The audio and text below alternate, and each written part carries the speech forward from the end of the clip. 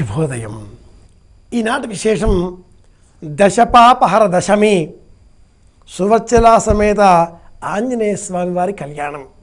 దశపాపహర దశమి అని జ్యేష్ఠమాసంలో శుక్లపక్షంలో వచ్చేటటువంటి దశమికి పేరు. 10 విధములైన పాపాల నుంచి తొలగించేది ఈ దశమి. ఈ రోజున గంగా నదిని పూజించాలి. నిజానికి జ్యేష్ఠ శుద్ధ ప్రతిపద నుంచి దశమి వరకు గంగా నదిని పూజించాలి అని పురాణం చెబుతుంది. జ్యేష్ఠే మాసి శితే పక్షే దశమ్యాం బుధస్తయో వ్యతిపాతే గరానందే కన్యాచంద్ర వృషే రవే.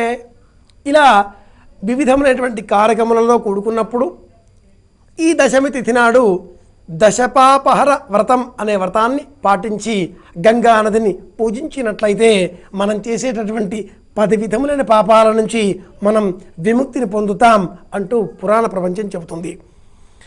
పరుషంగా మాట్లాడడం 1వ పాపం, అసత్యం పలకడం 2వ పాపం, పశుత్వంగా ప్రవర్తించడం 3వ పాపం, వినలేని భాషలో మాట్లాడడం 4వ పాపం, అనర్హులకు దానం ఇవ్వడం 5వది, విధి లేని హింస చేయడం 6వది, పరభార్యను స్వీకరించడం 6వది, ఇతరుల ధనం స్వీకరించడం 7వది, అలాగే మనస్సులకు కీడు రావడం 8వది, దొంగతనం చేయడం 9వది, అసత్యవచనాలను ప్రచారం చేయడం 10వది అనుకుంటే ఈ 10 విధములైన పాపాలలో అసత్య వచనాలను ప్రచారం చేయడం చాలా పెద్దది అని చెబుతుంది శాస్త్రం.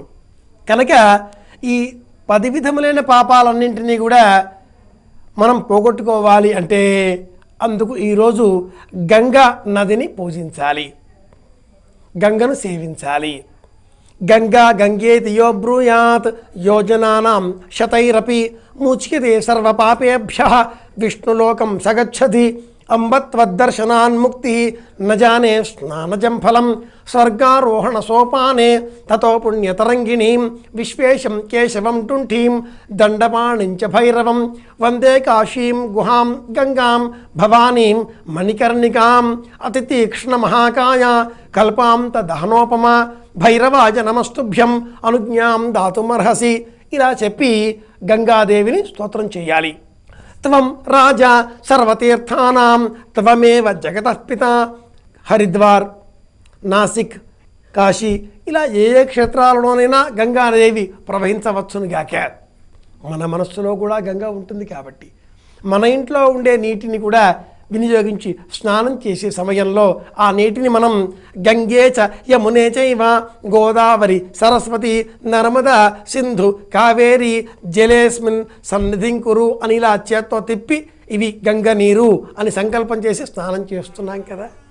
కనుక ఈరోజు మనం ఈ నీటిని గంగ నీరు అని చెప్పి స్నానం చేద్దాం. అలాగే ఈనాటి మరొక విశేషం సువత్సలా సమేత హనుమత్ కళ్యాణం.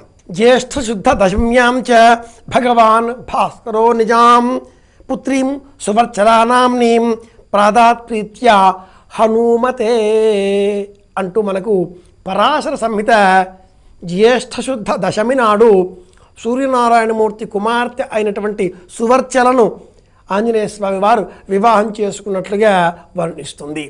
ఈరోజు ఆంజనేయ స్వామి వారి ఆలయాలలో కళ్యాణం జరపడం ముదావహం అని భావన చేద్దాం. షోడశ విధ హనుమత్ స్వరూపాలలో 6వ స్వరూపం సువర్చలాయ పతి సవై హనుమాన్ దద్యాత్ అని చెప్పబడే స్వరూపము సువర్చలా సమేత ఆంజనేయ స్వామి వారి స్వరూపము. ఇది 6వది.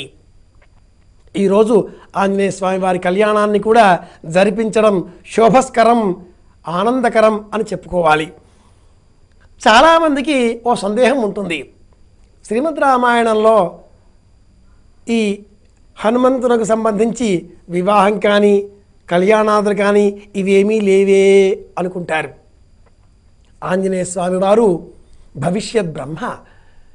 ఈ వర్తమాన 8వ బ్రహ్మ అంతరం అయిన పిమ్మట 9వ బ్రహ్మగా ఆంజనేయ స్వామి వారు ఆ పదవిని స్వీకరించిన పిమ్మట సరస్వతి స్వరూపంగా సువర్చలాదేవి ఆ పదవిని స్వీకరించబోతుంది.